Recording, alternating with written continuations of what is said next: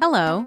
Welcome to another installment of the Central American Group's podcast, in which experts discuss topics related to doing business in Costa Rica, El Salvador, and the rest of the region. Hello, and welcome to another installation of the Central American Group's series of podcasts. In these discussions, we talk with individuals that are expert in issues that have to do with regional economics in Central America and commerce and trade. Today, we're speaking with Miguel Flores. He is the CEO of a company that is based in San Salvador, El Salvador, called Logística Internacional, or Loginter. How are you doing today, Miguel? Hi, Steven. Always a pleasure to talk to you.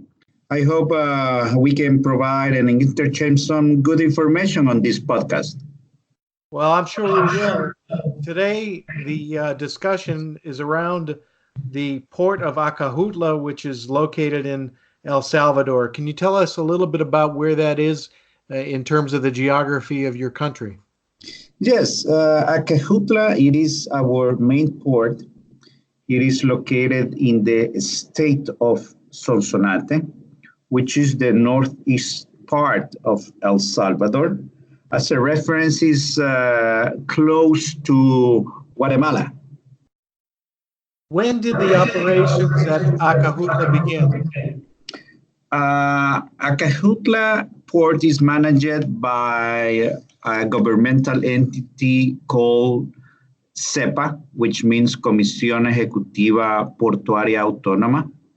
This entity was founded on the 1950s and has been operating Acajutla, as well as the airport, and as well as the La Unión port, which is another port that was built on the Gulf of Fonseca, very close to Honduras, and as well is in charge of the railroads. We don't have right now one, but they are the ones who manage all these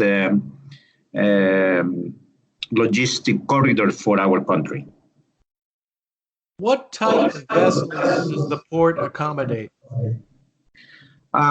We receive several types like container vessels, bulk carriers, tankers, car carriers, or other specialized vessels like for special heavy lift cargoes or overweight cargoes.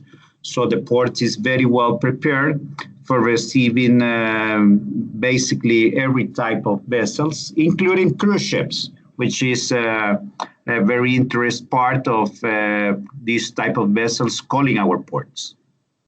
Yeah, I would imagine those are filled with people that are looking to go surfing in El Salvador. Yes, exactly. Surfing and getting a good coffee and getting always a very good tan and sunshine every day. Sounds like a good place to go. What kind of products are shipped in and out of Acajutla? Basically, our one of majorities is of commodities that we import are in the bulk carriers. We'll say wheat, soybean meal, corns, that type of commodities. On bulk carriers as well for export, we have a very good export of bulk sugar going to countries like United States or some others in Russia or other parts in the world. On the containers, almost every shipping line is calling our port.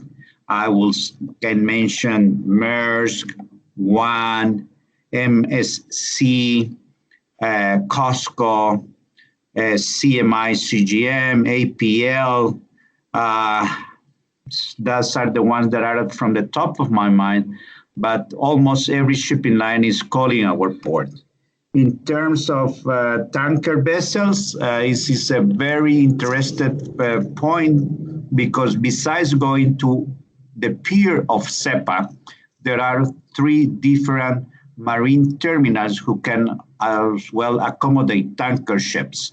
that brings our gasoline, diesel, jet fuel to our countries. So that's give you a general idea of the capacity of Acajutla port. Well, what kind of volume of cargo comes into the port of Acajutla? As a reference, I will give you some big numbers, easy to remember, easy to describe. For example, in terms of metric tons, we have a total imports of 3.8 million tons on 2018. On the export, we did a total of 1.2 million of metric tons. This will means approximately an increase of 5% compared to 2017. In terms of TEUs, which is a 20-feet equivalent unit, is a measure to describe the containers. We have a total import of 118,000 TEUs of import, and we had 111,000 TEUs of exports. In this case, we double the total TEUs that the port handled. I'm sorry, not double. We just have a 10% increase on the volume, which is the double of the ones that we did on bulk cargos. Now, do you see going into the future the volume of these shipments increasing? Yes, it is increasing. And as well, the port is doing what they had to do in terms of equipment, infrastructure, to accommodate more cargo, because we think that El Salvador has to increase, and there are new investments around the area. And of course, the volumes will increase in the next 2-3 years. What kind of equipment has been invested in order to handle that increased cargo that you're referring to? In the terms of bulk cargo, has been the port has been equipped with new clamshells from 15 cubic yards or 18 cubic yards. In terms of containers handling, there are new straddle carriers that they bought recently. It was almost a 3 million investments on these.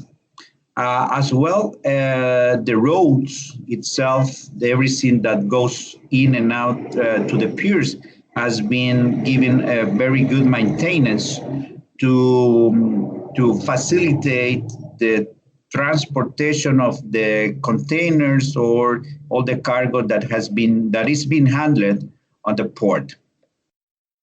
Is there a defined plan for investments in 2019? Yes, there is. And as far as I know, the board directors of CEPA had approved to buy, and I think they already did, some gantry cranes to handle containers that will allow us to increase the rate of discharge of loading of containers in our port. This is something that it is very strategic. It's a very good thinking from the board of directors of CEPA to invest in this type of equipment in order to provide to our customers. I will refer customers as the shipping lines, to call more often our ports and increase, of course, the offers or any space on their vessels. Can you tell us about the new liquid natural gas plant that has been installed at Acajutla? Yes, this is about 1,000 million investment. It is done by a local company jointly with a USA company. This is a project that has been on the table already for 3 or 4 years. However, of course, there are a lot of documentation, the paperwork, authorization that had to be presented and comply before getting the approval from the government and the go ahead to construct or build this plant.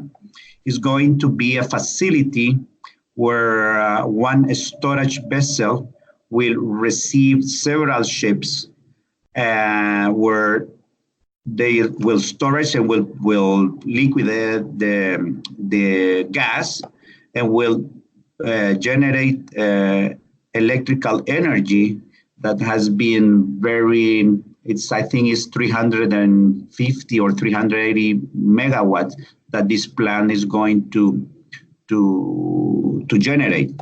The plant they are already moving soil. The process that they're doing right now, it is that by the end of this year, the cargo, the pipelines, and the construction will start coming to our port. And I think that is one of the biggest investment that local and foreign companies will be doing in our country for this and for the next year. You mentioned the port of La Union, which is in the Gulf of Fonseca. Does it compete with the port of Acajutla? I think it will generate some competition that it is good. It is good in terms of getting more efficient. But I think Acajutla already has defined a very good strategy for keeping the actual customers. And La Union Port probably is going to, personally, I think, will be a very good port to generate a transshipment operation from big ships, discharging to a smaller ship, and making some distribution from our port to the rest of Central American and probably some South American ports. I hope that this concession of this port will come soon because will help our economy on that part of the country. But with Acajutla, I think they're going to compete in terms of service, but at the end, I think they will have different customers or different type of operations. Well, given that you're an expert in freight that's coming in and out of Acajutla and La Union, could you tell the listeners a little bit about your company, Loginter, and what kind of services that you could provide for companies that are looking to do business in the Central American region? Yes, Loginter there are two main investors in that company. One is Grupo Guerrero, which they are developers and they own free zones in El Salvador and Costa Rica. And the other investors is Grupo Marítimo, which are more on the side of shipping line representation, vessel attendance, trucking, freight forwarding, and these and other similar activities. Both groups join forces to create Loginter, which is a distribution center, regional distribution center for companies that want to do business in the region. They don't need to have a legal entity to bring their commodities to our country. We store, distribute their commodities through the region, and we are actually developing, and probably in the next 2 or 3 months, we're going to be ready to operate as Loginter Costa Rica, in all as well, in the same way that we do Loginter El Salvador, in terms of warehousing, distribution, and value-added services to companies that want to do business in the region. Well, after hearing you, I'm sure that our listeners have questions that they'd probably like to ask you. Is there some way that they could get in contact with you in order to ask whatever's on their mind? Yes, of course. I invite everybody to visit our webpage, The Central American Group, where you can find our list of contacts, or you can explore a little bit more in detail of everything that we are in the capacity to offer you in this part of the world. Thank you very much for the information that you provided. It's been interesting and useful, and we hope to have an opportunity to talk to you about more things in the future. Of course, Steven. So always at your orders here, and have a great day. Thank you. Okay, bye, Steven. Thank you for listening. Sign up to receive the Central American Group's quarterly newsletter by visiting www.thecentralamericangroup.com.